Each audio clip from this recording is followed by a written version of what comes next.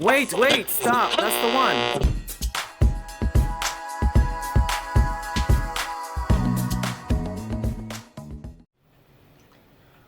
Welcome to ZEN TENN Speaks, a show where I make new friends and reconnect with old ones. A show where everyone's stories may inspire you to tell your own story. In this podcast, we encourage everyone to get rid of shame, guilt, fear, doubt, and judgments for themselves and for others, and replace those with love, empathy, compassion, understanding, kindness, and to do your best in everything that you do. In essence, to get rid of things that no longer serve your well-being. To be true to yourself and be honest with others. No need to be politically correct. That's out the window with 2020. Here, we tell the raw, uncensored story. Your story. And tell the truth as you see it. Make sure you live your fulfilled life without permission or apologies. So, if you have a juicy, interesting, raw, unapologetic story and inspiring, please make sure to contact me at zentenn21@gmail.com. It is ZENTENN21@gmail.com. Or you can find me on most social media platforms. You know it. The IG, Instagram, Twitter, Facebook, OnlyFans. I mean, not really. But yes, OnlyFans. Just kidding. Not. As you may guessed it, my name is Zen, and welcome to the show. So today we have a guest. Our guest today is Nick Chornomud. Nick and I found each other on the Facebook group. Unfortunately, I cannot find it, but what I'll do is I will post all the Facebook groups that I'm on, so maybe one of them can resonate with you. So Nick's story is a very interesting one. He is currently in recovery and has been in the last 15 months. Nick has been in active addiction for 27 years of his life. So let's welcome Nick to the show, and so he can tell his story. Nick, welcome to the show. Thank you for having me. Definitely. So tell us about who you are and what brings you joy. Well, my name is Nick Chornomud. I'm a first-generation American born in the United States. I come from a very Russian background. My dad was an illegal immigrant until he was when he was 36, and he married my mom. His parents immigrated from the Ukraine right before the beginning of World War II to escape Stalin. And, I was in the military for a little bit, got medically discharged. And today what keeps me happy and what brings me joy is my 10-year-old son, Vladimir. He's an amazing kid, and it makes me happy to know that I'm doing what I can as far as being a good dad. Oh, wow. That's great. What is your age currently? I'm 36. I just turned 36 a couple weeks ago. Oh, wow. Happy birthday. Thank you. So since you're in recovery, when you turned 36, like, how did it feel, like, going through that new chapter? To be honest, it's just another day as far as my age. I've only gotten about 15 months clean, and when I got my year on that was a giant deal for me. I remember crying when I was, doing my speech about it in front of my group, and it was just because I've come a really long way from where I was, and the appreciation I have for my son and what I've done to get him back in my life was a big deal to me. But as far as just turning 36, it was just another day. Right. Okay. Yeah, I asked that question because I know a lot of people who struggle for so long. When they finally get clean, and then let's say if they went overdose and then they didn't die, a new birthday is very important for them. Absolutely. Yeah. So I have a question with the word clean. How do you feel about that word?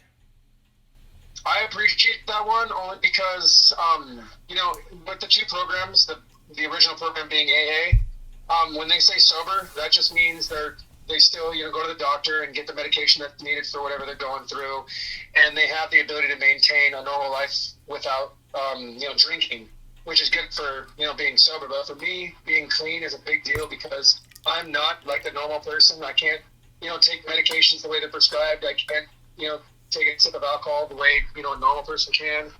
I don't do anything in moderation. It's either all or nothing for me. So I can't take painkillers when I break my hands or my toes or break my ribs or anything like that. If I get cut, like at work, I broke my big toe and I had to turn down the painkillers that the doctors were prescribing only because I can't take anything in moderation, and I know that. So being clean for me is abstaining from anything that could possibly, turn me back down that dark path of, self-destruction.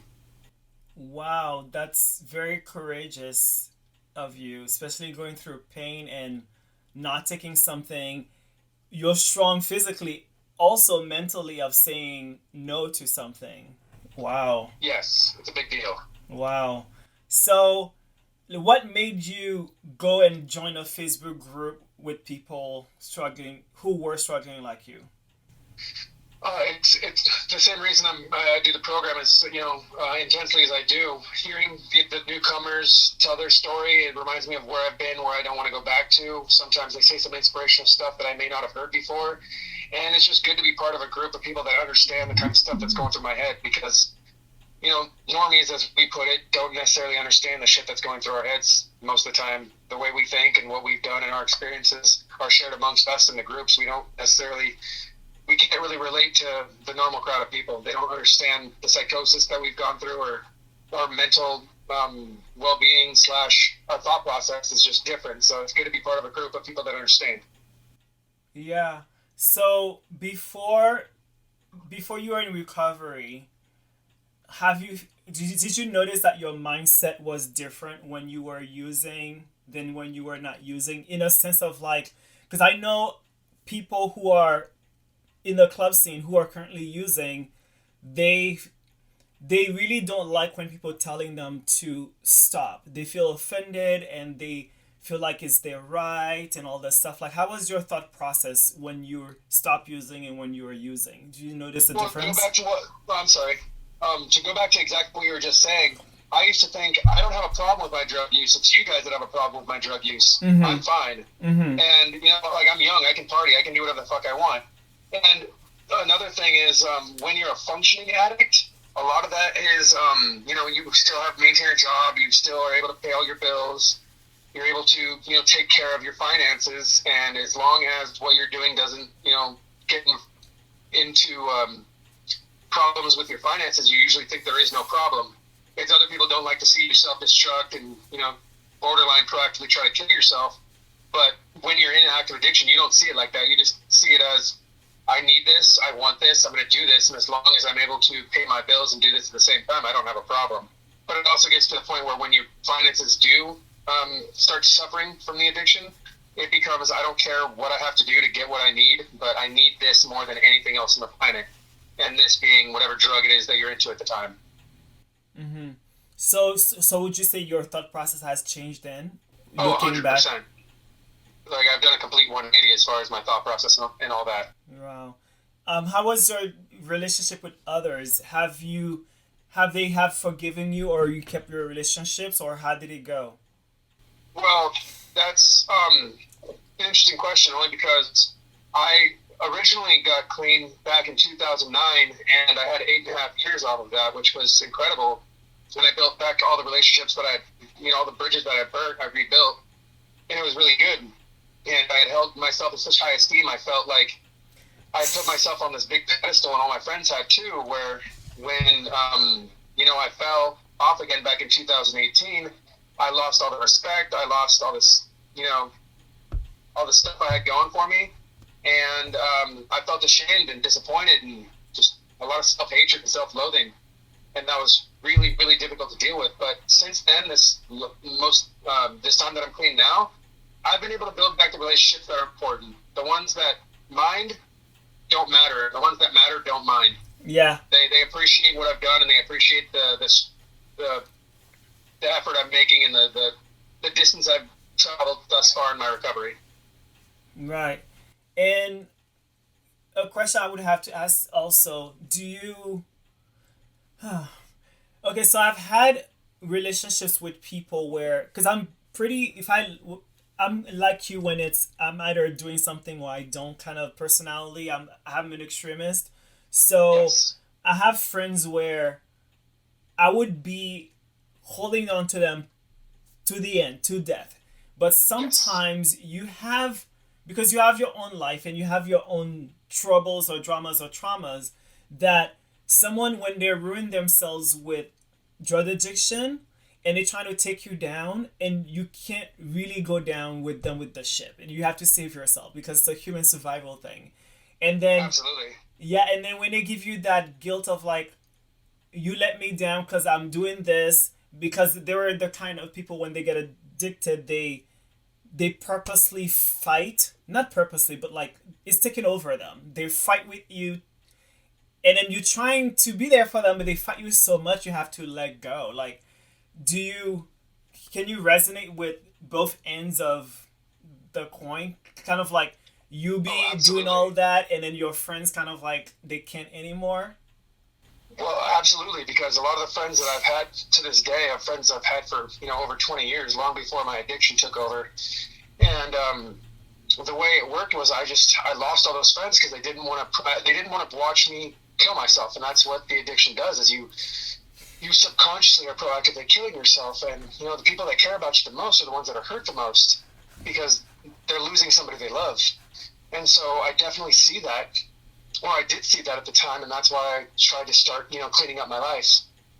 And this time around, I've definitely distanced myself from people that are doing the same thing. I can only guide them and give them suggestions as far as what they could do to possibly, better their situation. But if they don't want to take my hand as far as me trying to help them out, then there's nothing I can really do about that.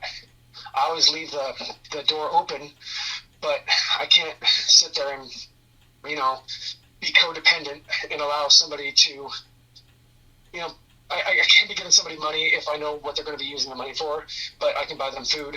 I can try to provide shelter if need be, but I can't go out of my way to make sure that they're, still active in their addiction. All right. What is your thought process, or what would you say to someone who feels that they're addicted to your substance, and then they tell their friends, "Hey, if you leave me, I'm either gonna hurt myself, gonna die, or I'm gonna go into this." So, kind of like, if you leave me, you're the one making me do this, and then you get stuck in their friendship, and they're still doing it. Like, have you come upon that situation? Of course. But where it comes down to, that's a manipulation tactic that people in active addiction like to use. Mm. Yeah, I've been in that situation. It's till this day I have not abandoned them, but it's tough. It's I mean, I probably have through their eyes, but anyway, wow. So, why are you in recovery? Because I want to live. And the reason I picked recovery was because, like I said, I want to live. You And it's wanna important live? to me yeah, I can only do that. Hold on just 1 second. Sure. Okay, go ahead. 120. Okay, so yeah, so you want to live, and Yeah, and at the end of the day, I know if I'm in my active addiction, there's only two options for me. It's dying in prison or being dead in a gutter somewhere. Those are my only two options, and I'm aware of that today. today, wow, wow, Because that's yeah, I mean, we'll probably get to it a little bit later in the interview, but I've done a lot of things that put me in a situation where those are my only two options. so. What brought you to that realization? Um, Most recently, when I decided to finally clean up my life, was I was going through DTs of alcohol withdrawal, and it put me in a situation where I'm at today is I was going through delirium tremens, which are visual, auditory hallucinations from alcohol withdrawal, as well as seizures, and I got in a situation where I tried to steal a car, thinking I was the sheriff, tried to commandeer a vehicle, aka attempted carjacking, and then I fist fought 5 cops, and I was in jail looking at 16 years in prison, and I was horribly depressed, and I figured it'd be I came to terms with the fact that I was going to spend the rest of my life in prison. But then, thank God for COVID, I was released on a joint suspension where I've got 16 years over my head, and I decided it was time to go to rehab. But right before I went to rehab, I decided to take the last little cocktail, thinking it might be the end. So I drank a fifth of brandy, took 12 trazodone, 6 Seroquel, 5 Remron, and 9 Suboxone. I woke up at about an hour and a half later and decided to get to rehab. And that's when I came to the conclusion that, I'm meant to be here, and that's to be the best father I can to my son. Wow. Wow. So, what kind of okay, so what you're addicted to, was it alcohol or other things? Everything. Everything. And where did you do that? When you were under the influence of alcohol, what kind of quote unquote drunk were you? Oh, I was very happy. I was actually isolation. I didn't like to be around anybody. I just wanted to be by myself. Okay, yeah, I thought this question is important to ask because I used to be in my party club days.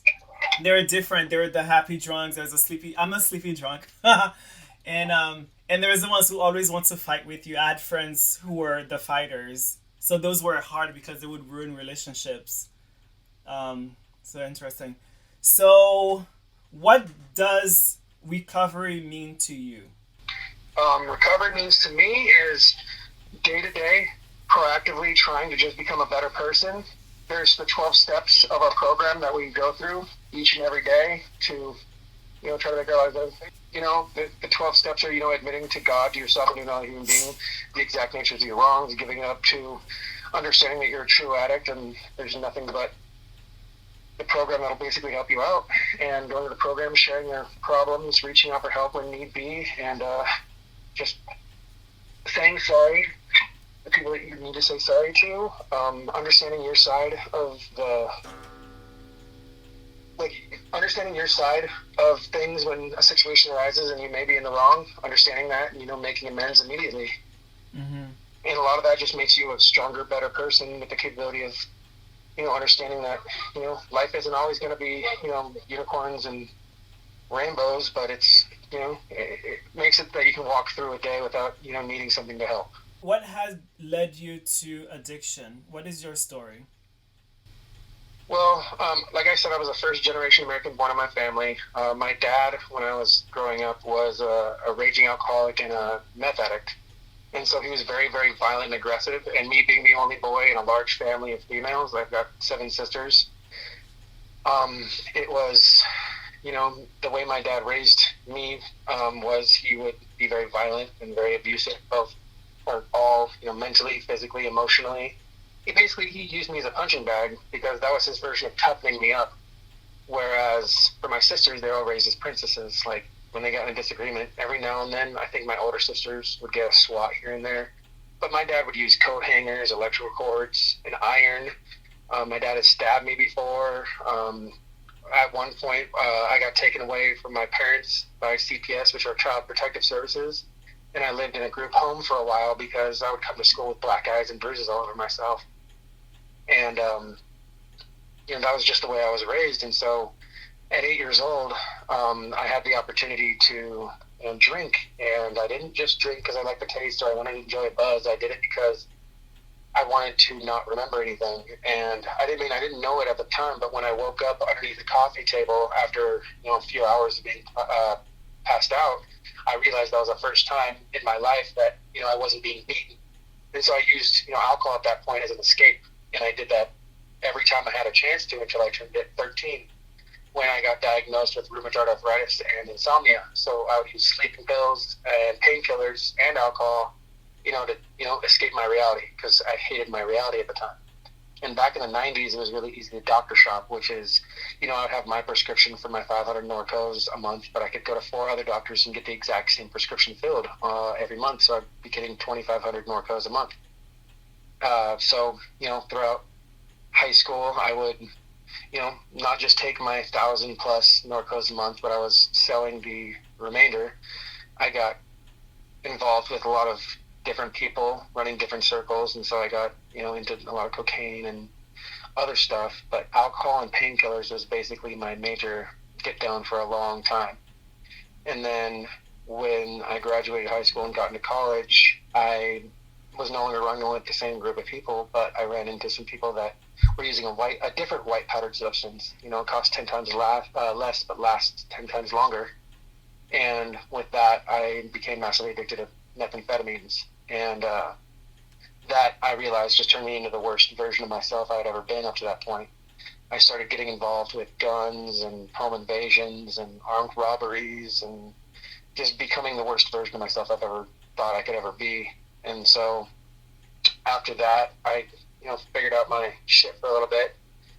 Signed up for the U.S. military. I was a Marine for a while, and because my culture, being the first generation American born, I thought was like, you need to do this. To stand up for your country. This is the one that's giving you the freedoms and all that kind of stuff that my poppy told me that they didn't have back in the old country, and my grandparents on his side were just they didn't have that type of freedom, and so it was my job to fight for it. I got medically discharged from there, and I just got heavily depressed and even more deeply involved in my addiction than I'd ever been. And then by the age of, at that point at 19, both my parents lost their job and their ability to pay for the house. So I dropped out of college and started working, 70, 80 hours a week. I was able to pay for the house, my parents' medical insurance, help my older sister pay her way through college, I was making sure food was in the fridge, all the bills were paid as far as utilities. I made sure I still had money for my own addiction at the time too. I was, doing what I had to do as far as taking care of my family. And then at 24, I was forced to realize that if I wanted my friends and family off my ass or, back in my life on a positive note, that I needed to get to rehab. And that's when I went to rehab for the first time. I was just going to do 30 days to get everybody off my ass. I ended up doing 6 months because I realized after about a week that I was way more distraught in the head than I could have ever realized. So that gave me 8.5 years of really good time. But then I lost my dad, my mom, and my older sister all within 7 months. And after my older sister died, I adopted her daughter, my niece. And then when I had to pull the plug on my mom, at the end of that 7-month span where everybody passed, it was just too much for me. So I did what I would always do in the past, which was run from my reality. And that led me down to another rehab where I went and got about 6 months clean. And then I had a car fall on my arm while I was working on it. I almost lost my left arm. And then the doctors prescribed me Percocet. And then I took 90 days worth of Percocet in 4 days, which led me down the path that eventually got me into jail. And that's where I'm at today. Wow.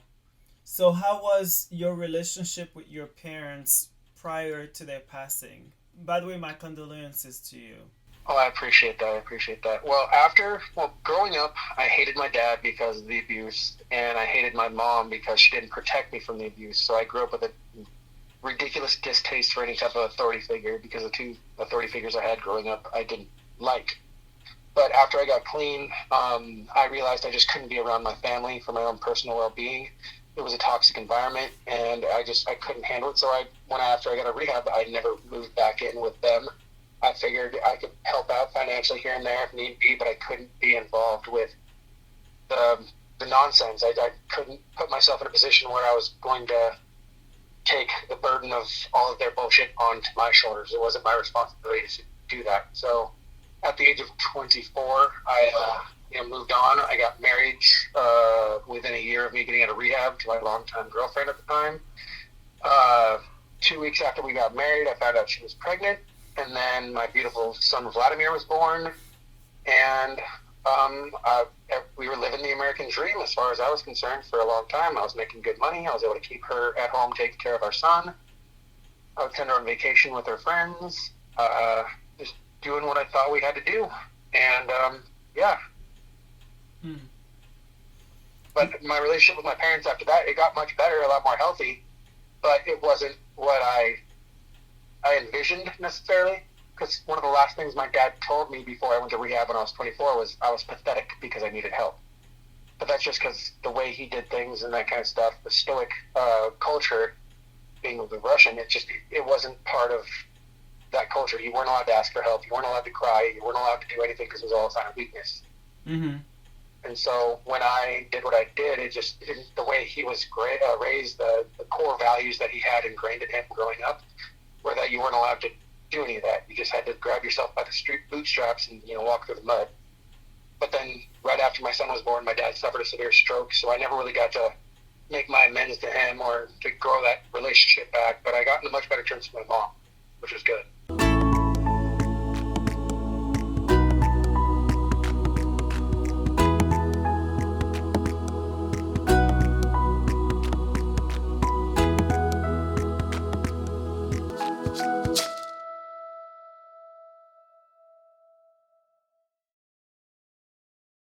Did your dad ever gain help himself, or was he just living his life through addiction himself, or how did he cope with his own? It was very strange because the reason he called me pathetic for needing help was because he was able to just turn his life around by himself. He didn't need the help of any type of program or any type of rehab. And he never spent any time in jail during my life. He might have when he was younger, but that was never discussed. And so after I got out of the facility, that was when I was taken away from my parents. When my mom got me and my sisters out, we moved to a different area of the county. So basically to run away from my dad, there was a restraining order, all that kind of stuff. And he did what he had to do to be part of our family again. And then I never really witnessed him being as violent as he was. He was always an angry person, but never violent after that. Who was your influence when you started drinking and doing other things? Was it your peers, or how'd you get your hands to those things when you were 8? My dad and his friend were the first people to give me alcohol. We took shots of tequila on a Super Bowl Sunday in 1993. So was it were you at any point looking at your dad, disliking him for his addiction? I didn't know the addiction because I was so young. I didn't understand what addiction was, or even if there was a problem. I had no idea about any of that. Mm-hmm. But I mean, even through your teens or your early adulthood, did you dislike your dad the way he treated you, or also for his addiction? I didn't. Well, it wasn't until I was probably after I actually went to rehab, I realized all the behavior patterns were, revolving around addiction. I didn't realize what it was until I went through treatment myself. So it wasn't until I was in my mid-20s when I realized that my dad had all those issues when I was growing up. Because it was always hush-hush, not spoken of. And for me, what the big thing was I was just very angry and resentful at him beating me all the time. I couldn't stand it. And the fact that he would put on this face where all my friends thought he was the greatest person in the world, but behind closed doors, he was a psychopath. And it was just really difficult to deal with. Right. But as far as any type of influence I had, he was the one that got me drunk for the first time, but I never really, out of all my friends, don't get me wrong, we were all young and stuff like that, and so they all drank and they did other things. And I was just the one person out of all my groups of friends that just didn't know when to stop. I always took it too far. So what made you go to the same path as your father? Well, what I realized later in life is it's genetic. The addiction gene is genetic. So, if there's addiction in your family, it does run through, people. But there's healthy ways to go about it, and there's unhealthy ways to go about it. Unhealthy, obviously, being, detrimental drugs and stuff like that. There are positive addictions, like, going to the gym or, religion or, work. But at the end of the day, it's just finding balance. And for me, like, when I see my son, I can see addictive patterns, but also I can see a mile away that he's just a much better kid than I ever was at that age. He's just very well-mannered, doesn't have the anger or rage issues that I had, and he's just a genuinely good kid. And but I do know that the gene is there for him to have the issue. So how is your recovery going now? It's going amazing. I mean, since I was released from jail and I went to rehab, don't get me wrong, like any other person in recovery knows, I gained a lot of weight. When I got out of rehab on Christmas Day of 2020, I was 3 pounds short of 300 pounds. But since then, I got a job within 4 days of getting out of rehab. I've been working 60 hours a week since then. I've lost 70 pounds. And through all this, when I was in jail and rehab, I got divorced. I now have I'm in a good, healthy relationship with somebody I really deeply care for. And, I have my son back in my life. I've been released from all my probation. I've paid off all my restitution. Things are just going good. I can't complain. I mean, don't get me wrong. Like I was saying before, not every day is awesome. There are some days where, my depression does kick in here and there. But I'm able to finally, for the first time in my life, ask for help or let people know what's going on. I don't have to carry the weight of the world on my shoulders and pretend like nothing's wrong. I can allow people to understand what is going on with me internally. Yeah, that's a great thing to have. Because, something I've noticed is people who've gone to what you've gone through and are in AA, they're more likely to ask for help and tell the stories than people who have not.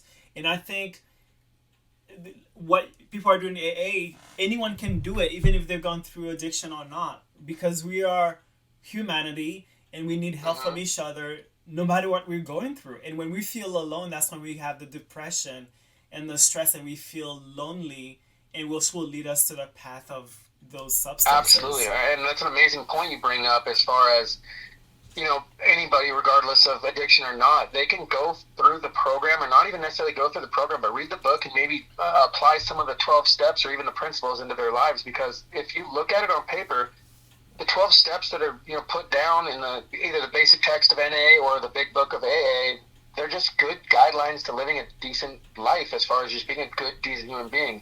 And another thing I've come to terms with is I can't put expectations on anybody, because if you expect somebody to be a good person, you're going to get let down.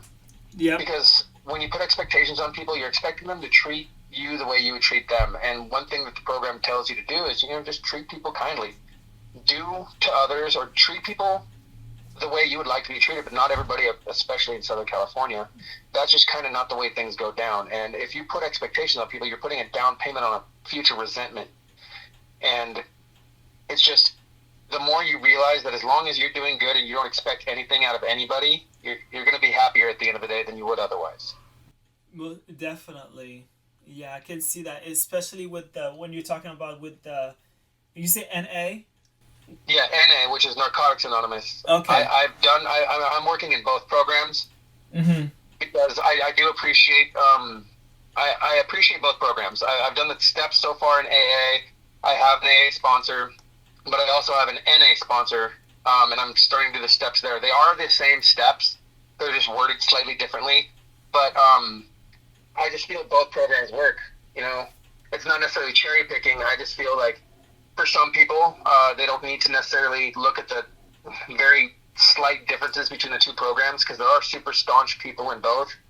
The people that are really heavily, adamantly just AA will give you shit necessarily if you say that you're an addict or you bring up prior drug use, or vice versa. If you go into an NA program with some super staunch, super loyal, just NA people, they will give you shit as well if you talk about being sober or just being an alcoholic. Because an addict is an addict. I consider alcohol a drug too, and at the end of the day, I don't know any strict alcoholics that have never done a line of coke or taken painkillers to excess or anything like that. I think if you're an addict, you're an addict, regardless if it's alcohol or otherwise.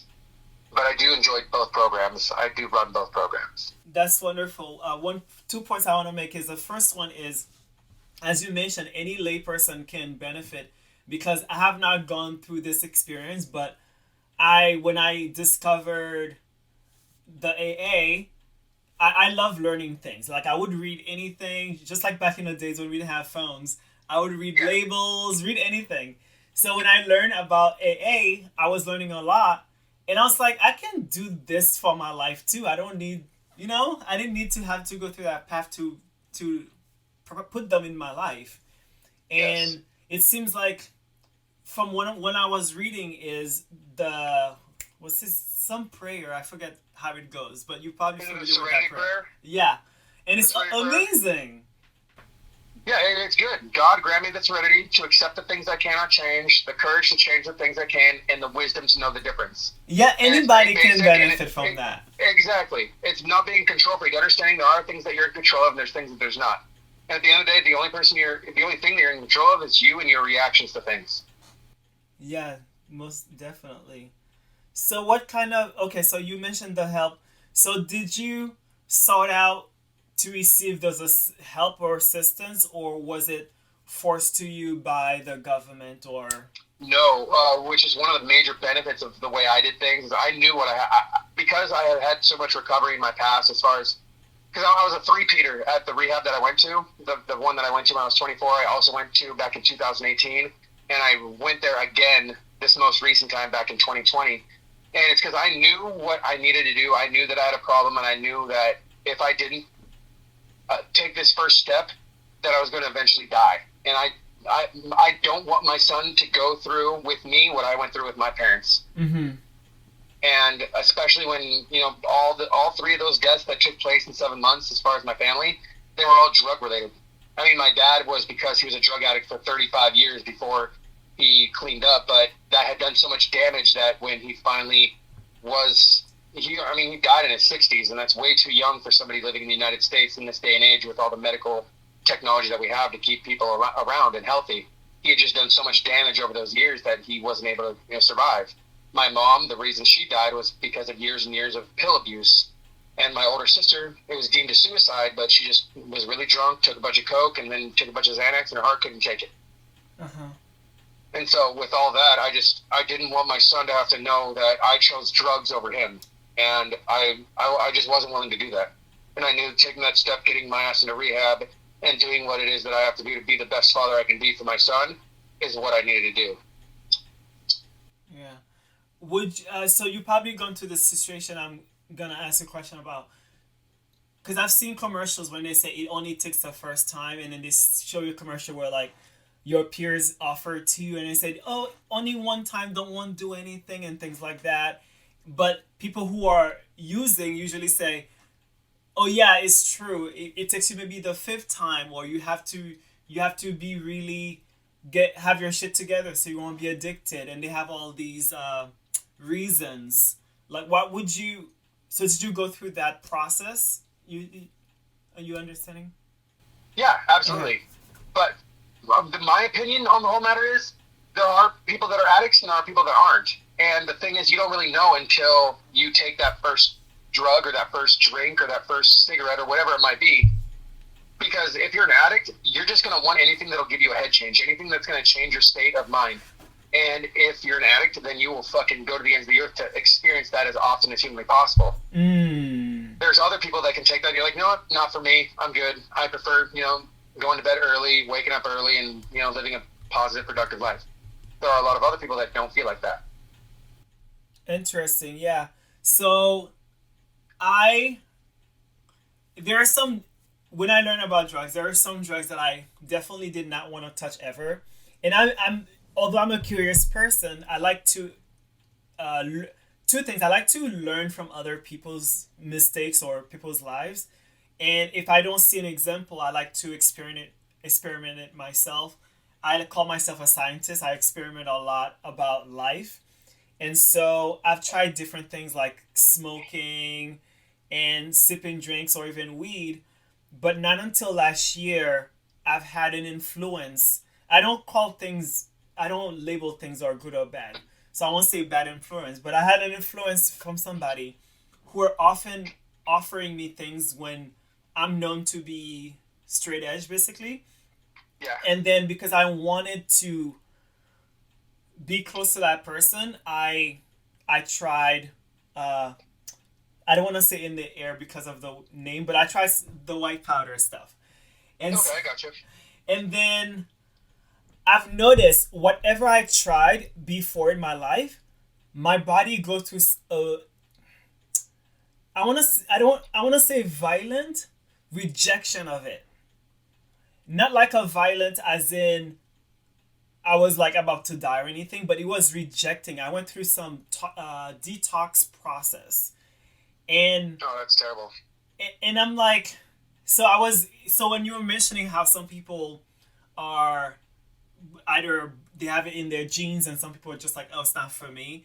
Sometimes I wonder. I'm very grateful because of my body's just like doing its thing for me. Because when I try things, it goes like, nope, don't do this.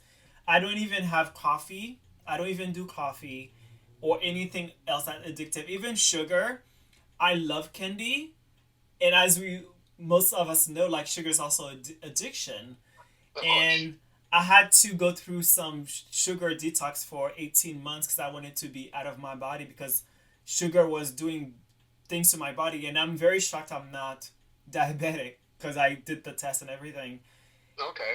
And so, yeah, so it's very interesting to see how different people react to drugs, and how I react is like whatever I take that's addictive is rejection of it. So I wonder what that is. And which I want to ask you the question of, because in the groups, a lot of people mention how they substitute coffee or Red Bull or different things with the drugs they used to take. So would AA or NA, or would you promote that? Like, how do you feel about that? Like substituting something else that's as addictive. Well, like I was saying before, addictive personality is addictive personality. If you can point it in a positive direction, that's amazing. All the more power to you. Like if you're able to balance an addiction to, let's say, the gym, reading, making yourself more intelligent, like yourself, you're very inquisitive. You like to gain intelligence. You like to read. You like to learn. That's a great addiction. If that's the direction that somebody can take it, as opposed to something that's detrimental to your health, that's terrible. Mm-hmm. You don't want to do something, because if you're addicted to something that's proactively trying to kill you, like let's say for me, most recently, my addiction to fentanyl and heroin, I can't continue down that route without knowing full well it's going to kill me, whether it be shortly or whether it's sooner or later, it's going to happen to me. I'm going to die with my addiction. That's why I've dived headfirst into my program. Like I go to meetings 7 to 15 times a week. I work 60 hours a week. I spend as much time as I can with my son. I just do everything I can to stay out of my own head, because my head is my worst enemy. Mm. When I'm alone with my thoughts, that's when things go all bad. Because I still have a lot of self-hatred, and I loathe myself for a lot of the decisions I made to put myself in the position that I'm in right now. I mean, because of what I did, I lost a 16-year marriage. There's a lot of things that I'm not happy about, but it worked out for the best if I can look at it from a positive standpoint, which I definitely do now. I look at the silver linings of things all the time now, because I have to. Right. Because not everything is bad. It just depends on how you look at it. It's about perspective. And my perspective is a lot better now than it was for a long time. Are you having therapy, or is that part of your recovery? That was part of my recovery, was a lot of therapy. I'm still in therapy, actually. But which the really interesting part about that is the therapy I go to, it feels more now like I'm just getting validated for the way I feel and the way I'm thinking. But my whole thought process, like we were talking about before, has changed. I understand the part that I'm playing and the scenarios that I'm in, and what the correct thing to do is, or what the correct way to feel is. And it's just more so with doing a lot of introspective thinking and looking at myself and the position or the part that I'm playing in the scenarios in which I'm having issues with. So were you locked up because of drug related things, or was it because you were doing other things? What was the reason? Can you run that by me one more time? What was the reason of you being locked up? Oh, it was the attempted carjacking, which was a violent strike due to there being 2 children in the car, and then also one aggravated assault on a police officer resulting in a GBI, which was a violent strike as well, on top of 8 other felonies, all taking place within 45 minutes on the night of April 3rd, 2020. Oh wow! So when you were talking about they let you out because of COVID, was that word called, like, if you do something bad you go back in or something? Oh, well, for me personally, Probation? I was on probation, but I was on a joint suspension. So if I were to do anything bad, I'm not going to go to jail. I'm not going to do anything. I'm going straight to prison for 16 years. But what you're speaking of is probation, where they let you out on a probationary, status, which means if you mess up, you're going to go back in and do some more time. But for me, it's not just more time; it's doing the full extent of what my original sentence is going to be. Oh, I see. Wow. So, are you ever in fear of, what's that word, relapsing? Is that the word? I wouldn't say that because I've been blessed with the gift of I'm out of my active addiction. I no longer crave the drugs. I'm just worried about behavior patterns that I may or may not fall back into. Because for me, my anger, I've had anger issues since I was a child, and a lot of that stems from the abuse and the way I dealt with the abuse. But no, I'm not afraid of relapsing. I mean, the possibility is always there, obviously, but I myself am not worried about it due to all the hard work I'm putting into this. And the risk definitely outweighs the reward. As far as getting high for me again means spending the rest of my life in prison or dead in a gutter, and I'm just not willing to do that. Right. So how was prison? I mean, what's the difference between prison and jail? I get confused with that. Jail is short term, and prison is long term. Okay. That's the easiest, most simple way to put it. All right, jail is short term. How was being in jail? Well, like I said, I've always had a problem with authority. I don't like being told what to do, and especially by people that, I mean, I don't want to sound like an arrogant asshole, but I'm a pretty big guy. I'm 6'3", and when I was locked up, I was 270 pounds. So when you're not as big as I am, and I'm not intimidated by you at all, if you're trying to tell me what to do, I'm not going to listen. And I don't like being disrespected. And so that happens a lot in jail, or at least that's one of the things that they try to do to get under your skin. And so within a very short period of time, I would get punished. But the first time I got punished, which there's a term for, like being put up on the wall, they basically send 3 or 4 guys to go beat you up real quick. But for me, because of my size and my military background, and I grew up fighting my entire life, it didn't deter me from continuing my behavior. And I walked out of that with a smile on my face.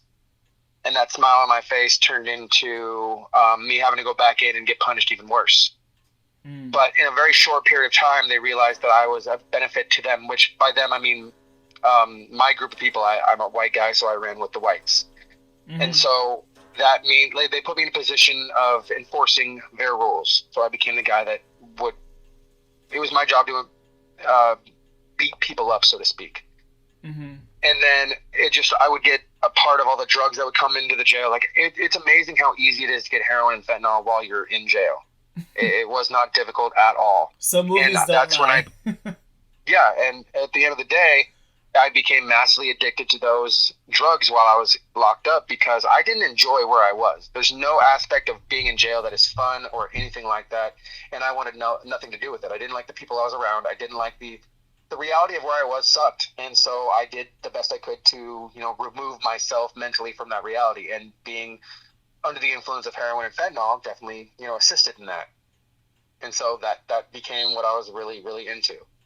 And so, it was violent, and this is where I came to terms with the fact that I was going to eventually die in prison, because when you're in that type of position, you make a lot of enemies. You're doing a lot of things that you're going to get a lot of extra time for. It's like if I go to prison for 16 years, it's going to be a minimum of 16 because I'm not going to be let out on good behavior. I'm going to eventually do something that's going to give myself a lot more time. I'll make even more enemies, and I'm going to eventually die in prison. That's what I came to terms with. But now that I'm no longer having to live that lifestyle or do any of that stuff, I don't have to be that character I was playing, because I was putting on a mask and playing a character that I thought I had to play. I don't have to be that guy. And I'm a much happier person knowing that. That's great. That's amazing.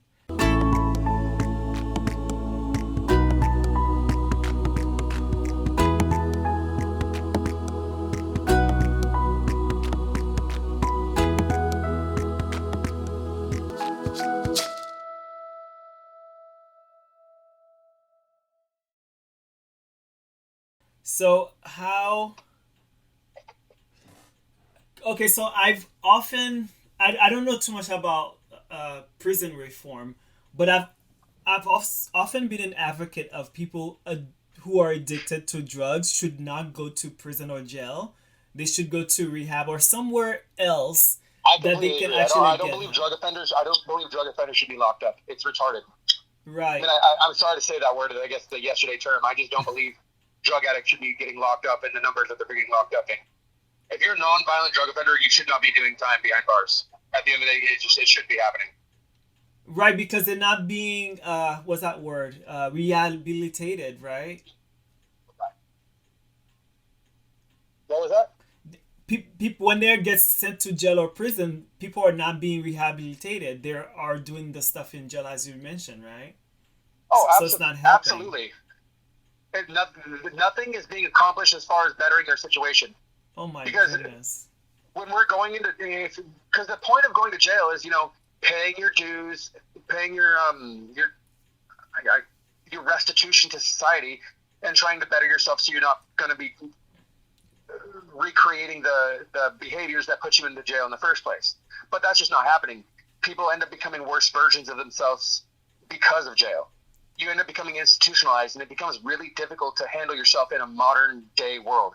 In society, once you're out of jail, it's just completely different, and it's not easy for a lot of people to transition from being in a position where you're being told what to do minute by minute by minute, whether it's by law enforcement or if it's by people that are in charge of you because of this little gang war that's going on in jail or prison. It's not conducive to becoming a decent member of society at all. Wow. Yeah, we totally need prison reform because it seems like they don't really care. Like Michael Jackson said, they don't really care about you going to jail because they're not doing anything to help you what they put you in there for. So it's like, what's the point of putting you there? At the end of the day, it's money. Right. They get money for having people in jail because that's how the state gets money. And even the jails that are privatized, they're getting money, and it's nothing but a giant circle of bullshit. Right. I mean, if my tax dollars are going to keep somebody incarcerated, allow them more opportunity to better themselves. Like I do appreciate the fact that people are allowed to get their high school diplomas or their GEDs while they're locked up. I do appreciate the fact that some of these guys are able to get their college degrees while they're locked up. But at the end of the day, they need to have some sort of behavioral modification programs. They need to have some drug rehabilitation programs. They need to have the ability to, step away from the social norm as far as what's socially acceptable in jail and in institutions. It's just really difficult. And because there's such a subset of their own laws as far as the populace within the jail society, it's just, I don't see it being easy. It's a very difficult, hard discussion that needs to be had, but I don't see an easy solution at all. It is nice to know that you say you currently have a job, right? Yes. It's great that you have a job because I know a lot of people are struggling with that, so they go back. I've talked to some people on the streets. When it's winter time, they say it's better to go to jail because they're living a freer life than begging and jacking. They have three hots in a cot. Yeah. So they get their 3 square meals a day, and they're able to sleep in a bed. They don't have to be on the streets freezing their ass off. Right. So what do you have any idea how the system can, not even the system, how people can have humanity to hire what they call ex-convicts? What is your opinion about that? Because I'm very torn about it, and I feel like society needs to have a heart and help people, but in the same time, because when I dealt with people on the street as well, some people, because they're under some influence, they do their best because they're under the influence to hurt you so much, and you cannot help to feel like they belong in the jail, but at the same time, in a humanity standpoint, they're another human being struggling, they need help. Like, how do you feel about that? Well, I feel I'm going to probably ruffle a few feathers on this one, but what's difficult to understand is you have to be willing to work. And unfortunately, not a whole lot of people are willing to earn their money these days. I work a very blue collar job. I don't make as much money as I'm worth, but at the end of the day, I'm making money and I'm working my ass off for it. And my work ethic and my intelligence goes and has helped me a lot in work. I have gotten promotions over and over through this job that I have now. I've been working at for almost a year now. And the fact of the matter is a lot of these guys are used to easy, quick money when they're on the streets, whether they're in gangs or selling drugs or doing whatever they have to do, whatever that put them in the position that they got put in jail or in prison. A lot of them aren't willing to give up that lifestyle, the easy, quick money that they're not really working for. And as long as you're willing to work, a lot of these companies are willing to look past felonies. And don't get me wrong, you're not going to be able to find a white collar job right off the bat. But eventually, if you're willing to start from the bottom and work your way up, which not a whole lot of these people are willing to do, then you can, eventually pick yourself up by the bootstraps and walk through the mud, as opposed to, wallowing in a pool of your own self-pity and then falling back down into that depressive downward spiral, which leads you back into jails, institutions, or death. Yeah, that's very awesome that you say that, because I haven't gone through any of that, but I thought of it. But I like to have basically play the both side of the coin to understand each kind of situation. And I think it takes both kind of the coin, like government and people, to work together to help each other, basically. And I do understand that I've met people who don't want to do anything, not even the bare minimum. And it's really tough to try to help or assist or deal with those people. But at the same time, it's like we still need to work together, because I've realized something in my life. Sometimes you cannot do anything until you're ready. Like, sometimes, like, up until last year, there are things I needed to do and I didn't do it. And up until last year, I was just like, wow, I didn't do that until I was really ready. And no matter what books I read, inspirational things I heard, I was just didn't want to. It's like a weird phenomenon. Yes. So I totally understand where they come from. So how would you say, let's say quickly, a prison reform or jail reform when it comes to bringing people to addiction? Is there like a little step? Well, they shouldn't be locked up. There should be a lot more money put into rehabilitation programs, and I don't think it should be just insurance based. I believe that the counties should fund it. I believe the state should fund it. And unfortunately, Southern California happens to be the mecca of recovery. I mean, people from all over the country come to Southern California for, the rehabs and stuff that we have, because we have a lot more options. We have a much larger community as far as that's concerned. But at the end of the day, it just needs to be a more, nationwide thing that people understand that drugs are a fucking son of a bitch. At the end of the day, it sucks. It's terrible, and it wants to kill you. And you go, while you're doing it, you know full well how much you hate yourself, how much you hate the situation you're in, and you can't do anything except get that next hit, get that next drink. That's the only thing that you can do to try to get yourself out of your own head about how much you hate the situation you're in, but it's putting you in the situation you're in. It's a shitty revolving door that you put yourself in. But a lot of it comes to mental health. A lot of it comes to just giving people more options. And as of right now, I think the only people that should be locked up are people that are involved in violent crimes. Right. How can someone struggling with addiction come out of it themselves? You know what? The hole that you're digging is only done when you're done digging. And there's 12 steps out of it. That's the best way I can put it. Because everybody has a rock bottom, and everybody hits the rock bottom when they're done digging. Mm-hmm. And that's the best way I can put it. Speaking of 12 steps, can you tell us what you learned so far in your recovery groups?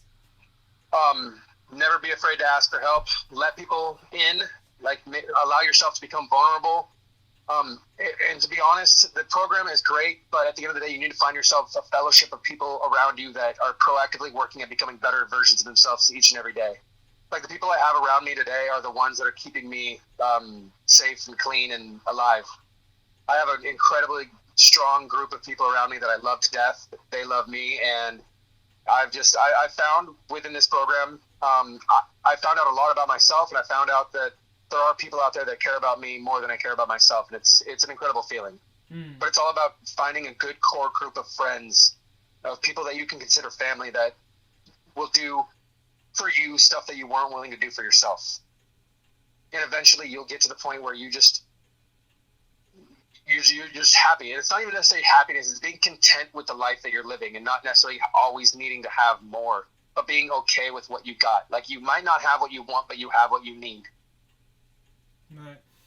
And going back to what we were talking about earlier, let's say if someone is addicted to something and they cannot see it, and then they're messing up their life, what support can a family, friend, or society can give to that person to be there for them, because they cannot see the end of the tunnel? It's different. To be honest, it's different for everybody. I've seen people overdose a dozen times. I've seen people go in and out of rehabs dozens of times. For everybody, it's different, and it's just they need to get to that point where they want to stop the cycle that they're in. So for me, it was, prison, but I also know a lot of people that have been in and out of prison their entire lives, and they still haven't found their want to stop. It's just for everybody, it's different. Some people, they lose their kids. Some people don't give a shit about losing their kids. Some people, lose their family members. Some people don't give a shit that everybody around them is dying from the same shit. Mm-hmm. It's just, for everybody, it's different. For me, it was just coming to terms with the fact that I didn't want to live that life anymore.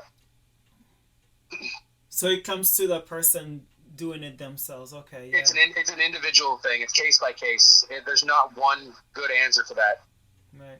Have you ever wondered what your life would be if you were not battling with addiction, or if you never even took your first hit of whatever? I honestly don't think about that, because at this point in time, everything that I've done has brought me to where I'm at today, and I can honestly say that I'm proud of where I am today. I've lived a lot of good days. I've lived a lot of bad days, but every bad day makes a good story, and I've got a lot of good shit to say. Nice. What is your goal for the future or hopes? Just being the best father I can to my son, being a great friend to my friends, and to be the best possible man I can be for the people that love me. And how do you believe you can achieve these goals and hope? Keep moving forward. Don't get stagnant. Don't get complacent. Just keep moving forward, whether it be reading more books, furthering yourself in your education, working harder at work, just continuing to be a better person each and every day. That's great. And it sounds like you're getting the support that you need. And I'm very glad that I've often taught myself, and through my self-help books that I've read, that the steps of recovery, anything, is first you have to self-realization. Because if you don't realize it, it's like people can talk to a wall kind of a thing. That's what it is when you're trying to get somebody help if they don't want the help. That's kind of what I was saying, where they need to find it for themselves. Yeah, definitely. I'm so glad that you are there, and I am rooting for you, and I'm so glad that you're telling your story, and it's very inspiring. Thank you very much. Most certainly. And so why is it important? Why was it important for you to tell your story today, or even before? Because, to be honest, if somebody gets something out of what I've said, then it made it worth it. Because somebody might be relating to something I'm saying at some point or aspect of anything that I might have said about what I went through in my life. And if that gives them some sort of hope that it is possible to turn your life around, then it was worth it. And at the end of the day, what I have as far as my recovery was given to me freely, and the only way to keep that is by giving it away. Mm-hmm. And how are you currently living your best life? Like I said, feeling like a productive member of society, working, waking up in the morning, going to work, coming home, cleaning up, going out, doing my program, hanging out with loved ones, just doing what I have to do to be a better person each and every day. Right. And lastly, what is the lesson have you taken away from your life experience, looking back? Never give up. Right. That's an amazing story, and thank you for sharing that with me. And I feel sometimes, not in a bad way, but sometimes I feel like a weak member of society, because I'm still young, but I haven't gone through crazy shit. And when I hear people's stories, I am so shocked at their bravery and their strength of overcoming so much things. And I cannot even fathom how I would even do that. But I think when you're going through it, you find your strength and your bravery. So exactly. I'm very glad you shared that story with us. And I'm so happy for you for discovering your strength and bravery. And wow. Well, I appreciate you having me. Yeah, definitely. So is there anything else you wanted to share before we go? No, I think we covered all the bases. I just want to say thank you for allowing me to, share my piece, and I hope all is well with everybody listening. Yeah, definitely. And Of course. yeah, And one last thing, I just yeah. want to give a shout out to the place that, gave me my experience drinking hope, which is the 202 Club, or the Anaheim Alana Club. If anybody finds himself in the LA Orange County area, it's 202 West Broadway, Anaheim, California. So if they ever find themselves out there, please stop by. It saved my life. Nice. I'm so glad that it saved your life, and I'm so glad that you're still with us here today, Nick. Thank you. And I'm very grateful for your story, and it has inspired me definitely, like many Awesome. stories. Thank you so much, and have a good night. You too, my man. Take care. Have a good one. Bye. Bye.